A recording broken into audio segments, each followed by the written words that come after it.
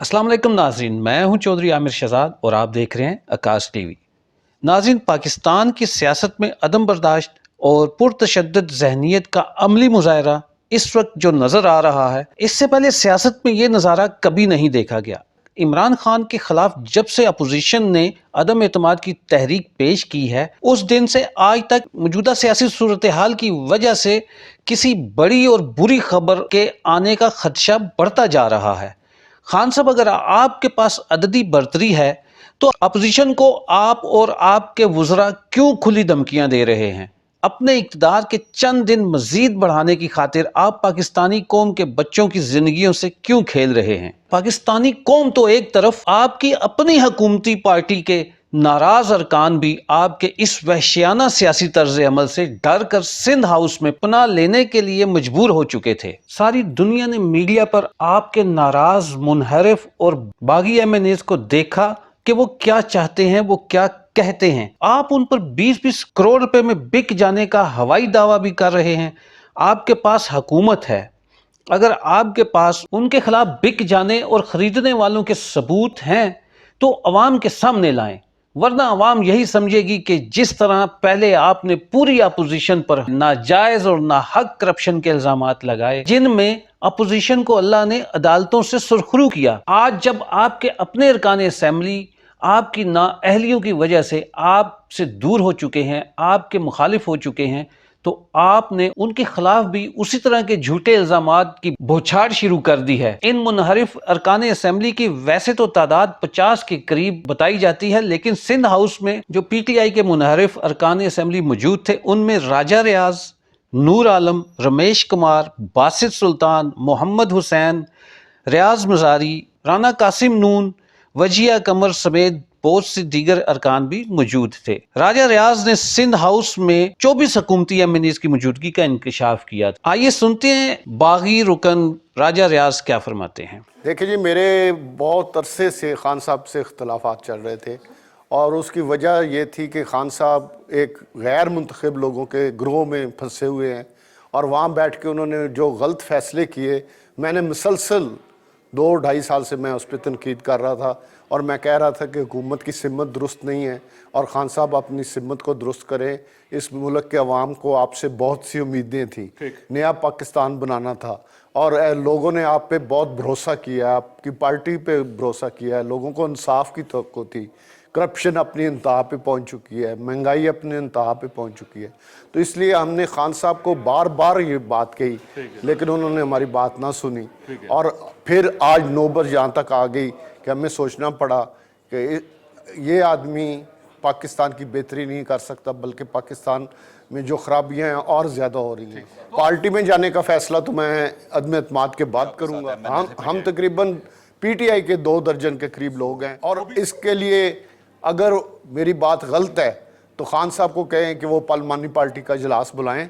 अगर इतने लोग कम ना हो तो मैं आपके सामने फिर आने फवाद चौधरी को जफ्फी डाल के उसको साथ लेके जाऊंगा। अगर उसे टिकट की ऑफर हो तो वो भी आ जाए। मैं आपको गारंटी से कह रहा हूँ कि अगर उसे आज कह दिया जाए कि आपको नून लीग की टिकट मिलेगी तो वो भी छोड़ के आने के लिए तैयार है। फवाद चौधरी साहब को ना पीपल्स पार्टी टिकट दे रही है, ना मुस्लिम लीग नून। इमरान खान के साथ वो लोग रह जाएंगे जिनको ना नून लीग टिकट देगी ना पीपल्स पार्टी टिकट देगी। मुझे तो 100% अदम एतमाद जो है वो कामयाब होती नजर आ रही है। अलाइज भी छोड़ जाएंगे इंशाल्लाह, आप देखेंगे अलाइज भी छोड़ जाए। एमकेएम भी नहीं, चौधरी बरादरान भी नहीं और बाप पार्टी भी नहीं है। देखिए, एक भी आदमी ऐसा नहीं, मैं आपको गारंटी के साथ कह सकता हूँ, जिसने पैसे लिए हों। ये मैं चीज़ गारंटी के साथ कह रहा हूँ।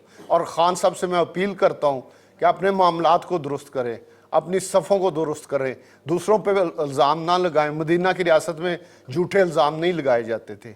आज आप लोगों पे, शरीफ लोगों पे, जो अपने इलाकों से बारहा मुंतखब हुए हैं और बारहा वो मुंतखब हो के असेंबलियों में आए हैं, आप उन पर झूठे और उनको घोड़े कह रहे हैं, खच्चर कह रहे हैं। तो खुदा के लिए खान साहब खौफ खाएं, मदीने की रियासत में ऐसा नहीं होता। नूर आलम बोले वो खुद आए हैं, उन्हें कोई लाया नहीं और उन्हें खरीदने वाला आज तक कोई पैदा ही नहीं हुआ। और हम यहाँ पे अपने आप को महफूज समझते हैं और किसी भी ज़बरदस्ती किसी ने नहीं लाया।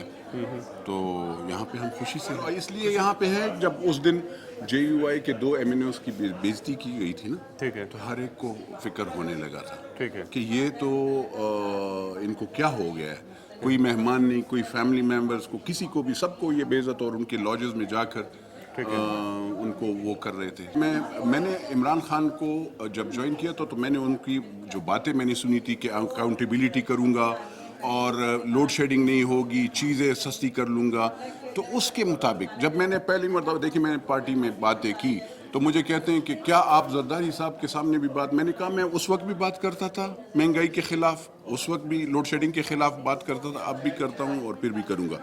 تو اس وقت بھی جو مطلب میں پھر 3 سال مختلف وہ ہوئے جب لوڈ شیڈنگ, اور وہ جب وزیر کے پاس جاتے تھے تو وہ کہتے تھے کہ یہ آپ کے حلقے کے لوگ جو ہیں یہ چور ہیں. میں نے کہا جی جناب, جس وقت آپ ووٹ لے رہے تھے وہ اس وقت چور نہیں تھے. جہاں تک ووٹ آف نو کانفیڈنس یا اس کی بات ہے, تو وہ ہم جب میں نے تو chief justice of Pakistan, supreme court, chief justice Islamabad high court, chief election commissioner, ان سب سے میری ریکویسٹ ہے کہ وہ ہمیں تحفظ دے, کیونکہ یہ آئینی حق ہے. یہاں پہ تو تصادم کا خطرہ ہے. اللہ خیر کرے, یہ لوگوں کو پتہ نہیں ہے کہ ہم عوامی نمائندے ہیں, ہم عوام کے لیے بولتے ہیں. ابھی میں آپ کو یہ نہیں بتاؤں گا کہ میں ووٹ دوں گا نہیں دوں گا. میں نے ٹی وی پہ دیکھا کہ وہ کہتے ہیں کہ کروڑوں روپے لیتے ہیں. حضرت محمد مصطفیٰ صلی اللہ علیہ وسلم امتی نہیں ہوگا جو پیسے لے کر ووٹ بیچے. لیتے ہیں نا, وہ جو لینا کے ڈرامہ کرتے ہیں وہ الگ لوگ ہیں. جن لوگوں کو میں جانتا ہوں 15, 20, 22, 30 جتنے بھی ہیں, وہ ایک لوگ اللہ کے فضل و کرم سے بہت زیادہ ہیں. میرا خیال میں حلیف جماعتوں کی بھی ضرورت نہیں پڑے گی. جنوبی پنجاب سے تعلق رکھنے والے MNA محمد حسین, جو عمران خان کو ارطغرل غازی کہہ کر پکارتے تھے, آج کل وہ اپنے ارطغرل غازی سے منحرف ہو چکے ہیں. آئیں سنتے ہیں وہ کیا کہتے ہیں. میں جب PTI میں شامل ہوا تھا تو ہم نے خواب دیکھا تھا کہ ہمیں انصاف ملے گا, یہ موومنٹ آف جسٹس ہے, ہمیں انصاف ملے گا, اور ان غریب طبقوں کو جو محروم طبقے ہیں ان کو ان کے حقوق ملیں گے. جو باتیں اس وقت خان صاحب نے کی تھی تقریروں میں, جلسوں میں, تو ہمیں ایسے لگتا تھا کہ ہمیں کوئی مسیحا مل گیا ہے. میں ان کو ارطغرل کہتا تھا, اور میں ان کا اتنا دیوانہ ہو گیا تھا کہ آپ سوچ بھی نہیں سکتے. میرے ساتھ سب سے پہلے جو مجھے ان سے اختلاف ہوا, میں نے انہیں کہا کہ سر, میں نے اسمبلی میں یہ بات کی, میں نے کہا یہاں پہ حکومت اپوزیشن کے اوپر جتنے وار کرتی ہے, اور جو آپ کے منسٹرز یہاں کھڑے ہو کے انہیں گالیاں دیتے ہیں, اپوزیشن کا تو کام ہے حکومت کے خلاف باتیں کرنا. حکومت کو تو کام پہ توجہ دینی چاہیے, ماسز میں ڈیلیور کرنا چاہیے کہ اپوزیشن کو گالیاں دینی چاہیے. جو سب سے زیادہ گالیاں دیتا تھا اس کو سب سے بڑا منسٹر بنا دیا گیا. اور پھر جو انہوں نے اپنے 7 بندے رکھے, میں نے 2-3 کے بارے میں انہیں ثبوت لا کے دیے کہ یہ کرپٹ لوگ ہیں, قبضے کروا رہے ہیں, وہاں پہ ویگنوں کے اڈے انہوں نے کھولے ہوئے ہیں, یہ بھتے لے رہے ہیں. اور یہ جو ہے نا, ان کا آپ ماضی دیکھ لیں کہ انہوں نے لوٹ کے شہر برباد کر دیے ہیں, اور ان کو آپ دن رات مشورے لے رہے ہیں. یہ آپ کو کہاں آگے صحیح مشورے دیں گے اور صحیح جگہ پر پہنچنے دیں گے. پھر جنوبی پنجاب کا ایشو آیا, اس پہ میں نے سٹینڈ لیا, میں نے اپنا استعفیٰ CM صاحب کو دے دیا, اور اس کے اوپر ساؤتھ پنجاب میں نے کہا اختیارات دیے جائیں, ملتان میں بنایا جائے, اس کے اوپر میں نے استعفیٰ دے دیا. لیکن مجھے افسوس ہو رہا ہے کہ میں نے استعفیٰ دے کے ان سے استعفیٰ کیوں واپس لیا, کہ انہوں نے وعدہ کیا کہ ہم اختیارات دیں گے ساؤتھ پنجاب میں. اب انہوں نے ملتان ساؤتھ پنجاب میں جو سیکٹری لگایا ہے وہ B ٹیم ہے, سارے تبادلے سارا کچھ یہ لاہور سے کر رہے ہیں. دنیا میں مہنگائی 500% نہیں ہے, یہاں 500% مہنگائی ہے. خان صاحب کا یہ کہنا کہ یا آٹے دال گھی کا میں وزیر اعظم نہیں ہوں, میں تو انٹرنیشنل وزیر اعظم ہوں. اور یقین کر لیں CM سیکریٹریٹ میں تو یہ حال ہے کہ وہاں کلیئرنس سیل لگی ہوئی ہے, MNA سے پیسے لے کے کام کیے جا رہے ہیں. کبھی آپ نے سنا ہے یہ جو آج اتنے بڑے بڑے جلسے اور تقریریں کرتے ہیں اس میں کہتے ہیں میں انصاف دوں گا. مجھے بتائیں آپ کا جو سب سے چہیتا وزیر اعلیٰ ہے وہ بیٹھا پیسے لے رہے ہیں, اور جتنے افسر لگ رہے ہیں ان کی بولی لگ رہی ہے کہ کمشنر کا یہ ریٹ ہے, DC کا یہ ریٹ ہے, CPO کا یہ ریٹ ہے, ایڈیشنل IG کا یہ ریٹ ہے. ریٹ کے اوپر سارے. اب وہ افسر, میرے ایک دوست ہے, مجھے کہتا ہے کہ میں آپ کا کام کیسے کروں, پہلے میں جو پیسے بھر رہا ہوں وہ تو وصول کر لوں. جو پیسے بھر کے, یہ کیسی ایڈمنسٹریشن ہے؟ ایڈمنسٹریشن تو شہباز شریف کے دور کی ہوتی تھی. یقین کر لیں کسی کو پتہ ہلانے کی جرت نہیں ہوتی تھی. اور جب کوئی غلط کام کرتا تھا وہ ہتھکڑیاں لگا دیتے تھے. انہوں نے وہاں مری والا کیا کیا, پہلے 6 مہینے تو انکوائریاں ہوتی رہی. میں نے انہیں پچھلے دنوں ایک کلپ بنایا تھا, میں نے انہیں کہا تھا کہ مجھے جو ہے نا آپ میرے مطالبات پورے کریں, میں پارٹی میں کھڑا ہوں, میں پارٹی نہیں چھوڑتا. اس کے بدلے میں انہوں نے میرے داماد کے رقبے پہ میاں رحیم یار خان میں قبضہ کروا لیا. خان صاحب میں آپ سے اپیل کرتا ہوں کہ جو آپ کو سچ کہیں, صحیح کہیں, ان کے گھروں پہ حملے نہ کریں. میں اب آخر پہ پہنچ چکا ہوں, میرے مطالبات پورے نہیں کیے گئے اور میں اب سوچ کے اپنا فیصلہ کروں گا. 2018 میں آزاد بن کے آیا تھا. ٹھیک ہے, میں نے آزاد بن کے ہی ان کا ساتھ دیا.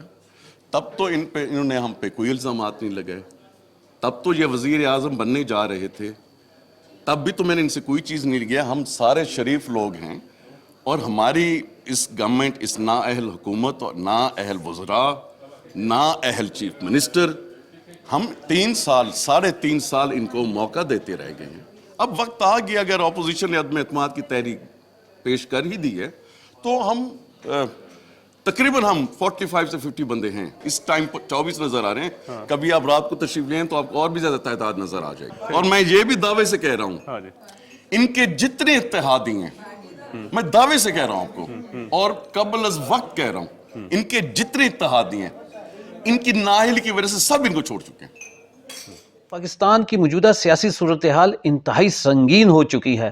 تمام ناراض ارکان اسمبلی اس ایک بات پر متفق تھے کہ وہ اس لیے سندھ ہاؤس میں پناہ لینے پر مجبور ہوئے ہیں کیونکہ پہلے وفاقی وزیر فواد چودھری نے انہیں کھلی دھمکی دی کہ کس میں اتنی جرت ہے کہ وہ عمران خان کے خلاف ووٹ ڈالے. اگر وہ ووٹ ڈالنے جائیں گے تو لاکھوں کے مجمع سے گزر کر انہیں جانا پڑے گا, اور جو عمران خان کے خلاف ووٹ ڈالے گا وہ اپنے انجام کا خود ذمہ دار ہے. دھمکیوں پر عمل درآمد کرتے ہوئے حکومت پارلیمنٹ لاجز پر پولیس گردی بھی کر چکی ہے. ایک سپورٹس مین وزیر اعظم کو تو چاہیے تھا کہ وہ سپورٹس مین سپرٹ کا مظاہرہ کرتے ہوئے اپنی عددی برتری کھونے پر خود ہی استعفیٰ دے دیتے, مگر انہوں نے یہاں بھی اپنی انتہا پسندانہ طبیعت کا مظاہرہ, اور جس بات کا منحرف ارکان کو ڈر تھا, خدشہ تھا کہ سندھ ہاؤس میں بھی حملہ ہو سکتا ہے, تو آج اسلام آباد میں واقع Sindh house per P T I کے حمایت یافتہ جتھے نے 2 MNAs کی موجودگی میں حملہ کر دیا, سندھ ہاؤس کا مین گیٹ توڑ دیا. یہاں یہ بات بہت الارمنگ ہے کہ وفاقی وزیر داخلہ شیخ رشید احمد نے اس واقعے کے بعد پی ٹی آئی کے حملہ آور اور 2 MNAs کو گرفتار کرنے کا حکم دیا, لیکن چند ہی لمحوں کے بعد شہباز گل نے انہیں تھانے سے نہ صرف رہا کرایا بلکہ یہ بھی دھمکی دی کہ ایسا تو ہونا ہی تھا اور ایسا دوبارہ بھی ہو سکتا ہے. شہباز گل کو تو چاہیے تھا کہ اشتعال انگیز حرکت کرنے والوں کو روکتے, بلکہ انہوں نے ان کا حوصلہ بڑھایا. یہ سیاسی معاملات اگر کنٹرول سے باہر نکل گئے تو شرپسند عناصر اس کا فائدہ اٹھا کر پاکستان کے امن و امان کو برباد کر سکتے ہیں. لہٰذا سیاسی بصیرت کا مظاہرہ کرتے ہوئے اور سیاسی ماحول کو پرتشدد ہونے سے بچانے کے لیے سیاسی رہنماؤں اور خاص کر وزیر اعظم عمران خان کو چاہیے کہ اسلام آباد کے ریڈ زون میں واقع ڈی چوک کے جلسے کو ملتوی کرنے کا اعلان کریں, اور اپوزیشن بھی اسی طرح کی ذمہ داری کا مظاہرہ کریں, کیونکہ حکومت کی ذمہ داری زیادہ بنتی ہے, لیکن عمران خان سے اس طرح کی توقع کرنا بے وقوفی ہے. اللہ پاک پاکستان اور اس کی عوام کو اپنے حفظ و ایمان میں رکھے اور میرے وطن کے بارے میں برا سوچنے, برا کہنے اور بری نیت رکھنے والوں کو اس کے انجام تک پہنچائے, اور پاکستانیوں کو ایسا حکمران عطا فرمائے اور جو پاکستان اور پاکستانی عوام کی حقیقی خوشحالی کے لیے عملی اقدامات کرے. آپ بھی اس کے لیے دعا کریں اور چودھری عامر شہزاد کو آکاش ٹی وی سے اجازت دیں. اپنا اور اپنے پیاروں کا خیال رکھیں. اللہ حافظ.